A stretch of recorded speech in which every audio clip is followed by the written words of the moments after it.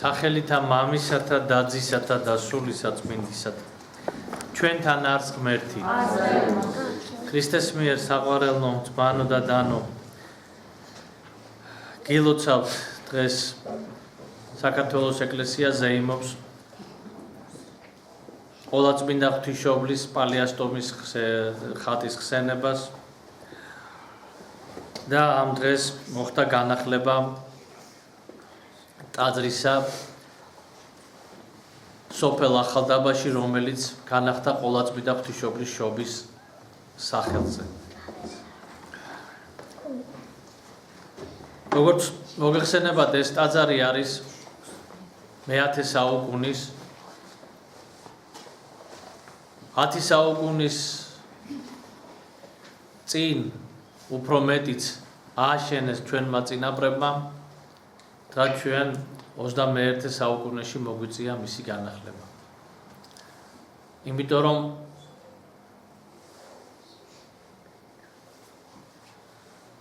მას სიძველის გამო კი არ გაუჭირდა, არამედ გაუჭირდა და გაუსახურდა იმ დამოკიდებულების გამო, რომელიც ბოლო ათწლეულების განმავლობაში იყო ჩვენს ქვეყანაში. დამოკიდებულება ურწმუნოების, დამოკიდებულება ეკლესიიდან განდგომის, დამოკიდებულება იმგვარი ცხოვრების წესის დამკვიდრების, რომელშიც ადგილი არ ქონდა სარწმუნოებას, ადგილი არ ქონდა ღვთის ცნებების მიხედვით ცხოვრებას. შეიძლება ვიღაცამ თქვას, რომ განა იმ ეპოქაში და მე ვგულისხმობ ათეიზმის და ღვთის ბრძოლობის პერიოდს, განა იმ დროს არ იყო სიკეთეო? როგორ არ იყო? იყო, რა თქმა უნდა. ადამიანებს ღვთისაგან ბუნებითად გვაქვს ჩვენ ჩადებული სიკეთე და ასევე ბუნებითად გვაქვს ჩვენ ჩადებული რწმენის გრძნობა. მაგრამ აი ეს რწმენის გრძნობა ჩვენში დააკნინეს, მიაძინეს, მოკლეს ზოგ შემთხვევაში და ჩვენ სულსა და გულს გამოხმაურება არ ქონდა ღვთის მოწოდებაზე, გამოხმაურება არ ქონდა ეკლესიის სიტყვაზე. და ასეთ მდგომარეობაში სიკეთეს, რომელსაც ადამიანი აღასრულებს, ეს სიკეთე შეიძლება მისთვის საცხონებელი არ აღმოჩნდეს. იმიტომ რომ მასში არ მონაწილეობს მისწრაფება, ღვთისაკენ მისწრაფება, სულის ცხოვნებისკენ. და როდესაც ღვთის გარეშე ადამიანი აკეთებს რამე სიკეთეს, ხდება ისე, რომ ადამიანი თავის თავს ეუბნება, მე ამდენ სიკეთეს ვაკეთებ და შედეგად რა? მადლიერებიც კი არ არიან. ზოგ შემთხვევაში ხელებს ჩამოუშვებს, ზოგ შემთხვევაში იწყებს განკითხვას, ზოგ შემთხვევაში იწყებს გაბოროტებას ადამიანი. და მერე ამბობს, რომ არა აქვს აზრი სიკეთის კეთებასაც. ამბობს, რომ უმადურობით არის სავსე ეს წუთი სოფელი. ასეთი რამ მორწმუნე ადამიანსაც შეიძლება დაემართოს, მაგრამ თუ ის სწორად ურთიერთობს ღმერთთან, აუცილებლად მის გონებაში გაჩნდება აზრი, მის გულში მოვა სიმშვიდეც და სიხარული და ამ აზრიდან გამომდინარე, რამე თუ მას აზრი ეტყვის, რომ შენ ამ სიკეთეს რის გამო აკეთებ? ღვთის გამო თუ იმის გამო რომ ადამიანებმა დაგიფასონ. და გაახსენდება პავლე მოციქულის სიტყვები, რომელიც აი დღეს იქნა წაკითხული კორინთელთა მიმართ ეპისტოლეში, რომ ვიცო ვინც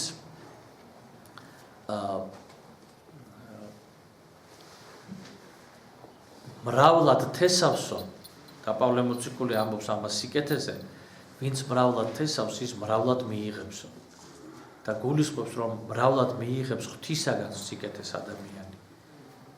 მიიღებს ამ წუთის სოფელშიც და რაც მთავარია, სიკეთეს, რომელსაც ის მიიღებს ამ წუთის სოფლის დატოვების შემდგომ, ის სიკეთე იქნება ულევი და იქნება მარადიული. და აი ამას გვახსენებს ქრისტეს მიერ საყვარელნო ჩვენ ეკლესია ამ წუთის სოფელში.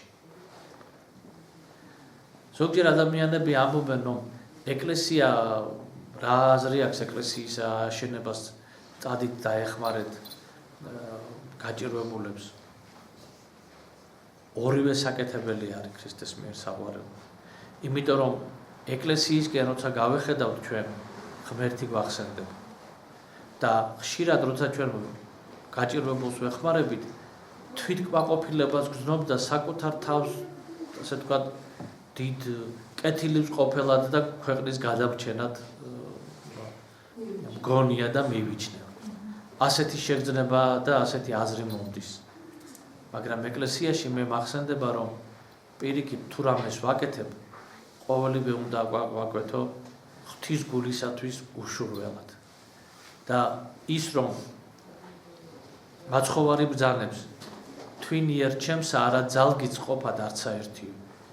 ანუ ის სიკეთე, რომელსაც მე ვაკეთებ, ამ სიკეთეში ღმერთი რომ არ იყოს თანამონაწილე, მე ამას ვერ გავაკეთებ. სრულყოფილად სასიკეთოდ ჩემი სულისთვის და მეორე ადამიანისა სულისთვისაც. და ამგვარად ამ ეკლესიის განახლებას გააჩნია ასეთი დიდი მნიშვნელობა.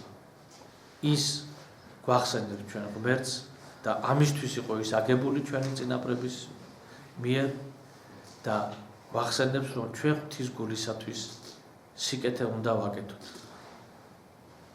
ვაკეთოთ ჩვენი მოყვასის მიმართ, რამე თუ მოცემული არის ჩვენთვის.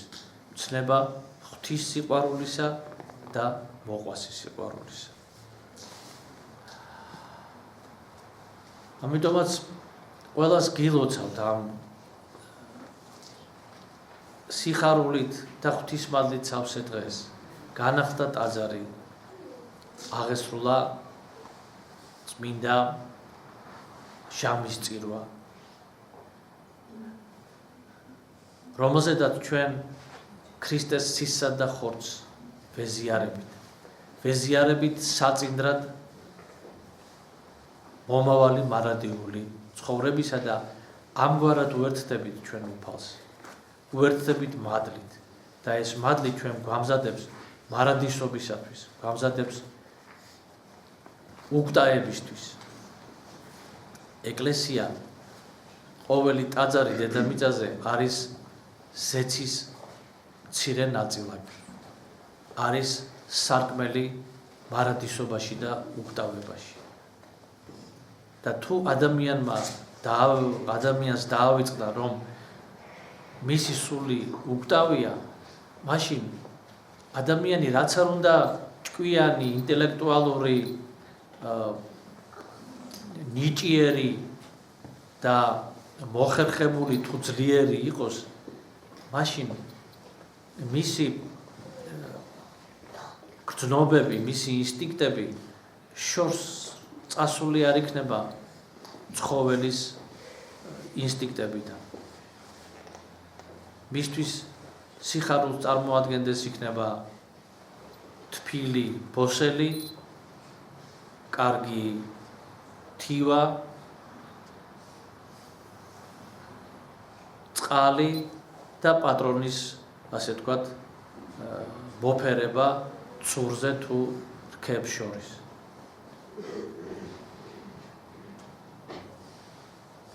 მაგრამ ადამიანი მეტისთვის არის მოწოდებული.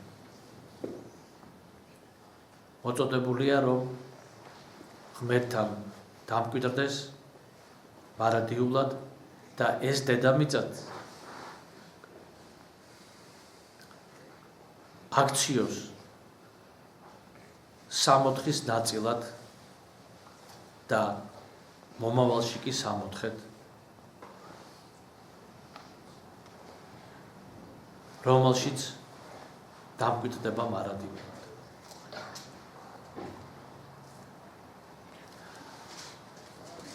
აი ამგვარად უნდა უყურებდეთ საკუთარ თავს ქრისტეს მიერ საყვარელო. ამდენად უნდა ვხედავდეთ ჩვენს დიდებას ღვთის წინაშე და ამგვარად უნდა განვიცდიდეთ ჩვენს სულის მომავალს. სამწუხაროდ ჟამთა უკმართობის გამო დავევიწყეთ ეს, ვამბობ დაგვაკარგინეს კი, ბევრი ცდილობდა და სამწუხაროდ დღესაც ცდილობს რომ დაგვაკარგინოს ყველაზე მთავარი განცდა რომ ჩვენში არის უკვდავი სული რომელიც მარადისობისათვის ემზადება. არაფერმა არ უნდა დაგვაბკოლოს ღმერთთან ურთიერთობისას და უნდა გვახსოვდეს რომ ქრისტეს ეკლესიის წევრები, ანუ ეკლესია კრებული, ოჯახი ქრისტესი ყოველთვის იქნება ქრისტეს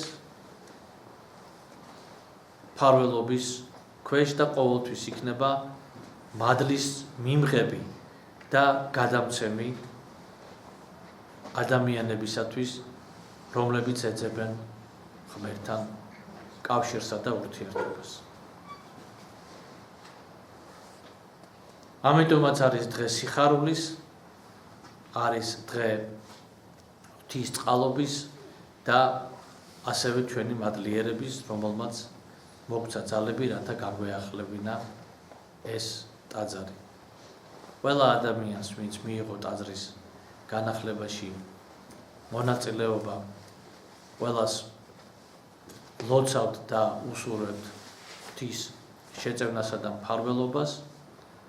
მინდა დავლოცო მამა თადეოზი, რომელიც არის ტაძრის წინამძღვარი, ამ სოფლის სამრევლოს მოძღვარი, რომელსაც დიდი მონდომება ჰქონდა ტაძრის განახლებისა და კიდევ ერთხელ მასთან ერთად ყველა ადამიანი, ვინც მიიღო მონაწილეობა, ყველა კეთილის მსურველი და ყველა ვისაც უხაროდა ამ ტაძრის განახლება. ყოვლადწმინდა დედა ღვთისმშობელი შეგეწიოთ ყველას. ჩვენთან არის